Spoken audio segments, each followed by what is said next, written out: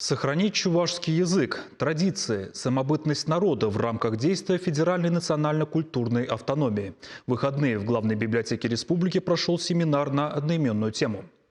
Проблема сохранения родного языка сегодня актуальна как никогда. По данным переписи населения 2020 года, количество людей, идентифицирующих себя как чуваши, сократилось на четверть. Однако, как и 12 лет назад, чуваши находятся на пятой строчке самых многочисленных народов в стране – 1 миллион 67 тысяч 139 человек.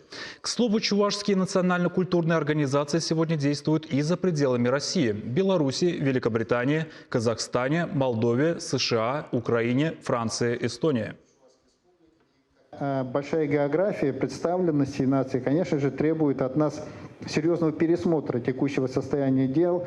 Я бы так сказал, переформатироваться. Наверное, вот так вот будет правильно сказать. Переформатироваться и сорганизоваться для того, чтобы мы с вами более эффективно представлены были как в институтах, федеральных институтах, ну, в частности, Совет по делам национальностей при президенте Российской Федерации, где пока представителя чувашской нации нет. Олег Николаев также напомнил, много лет в республике запускают всевозможные проекты по сохранению родного языка и культуры. Так, например, в 2020-м была запущена специальная подпрограмма. Ее главный принцип – не обучать грамматике детей, не заниматься зубрежкой правил, а делать язык привлекательным с помощью мультимедиа и игр. А в 2021 году в школах республики утвердили единые стандарты оформления. На стенах появились национальная символика, чувашские пословицы и поговорки.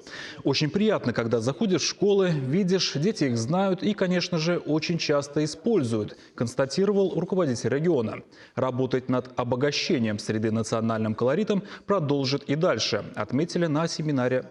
Депутат Госдумы Анатолий Аксаков, к примеру, пообещал больше говорить и читать на чувашском языке. Я на себя беру обязательство, свой багаж опять обновить, больше общаться на чувашском, больше читать.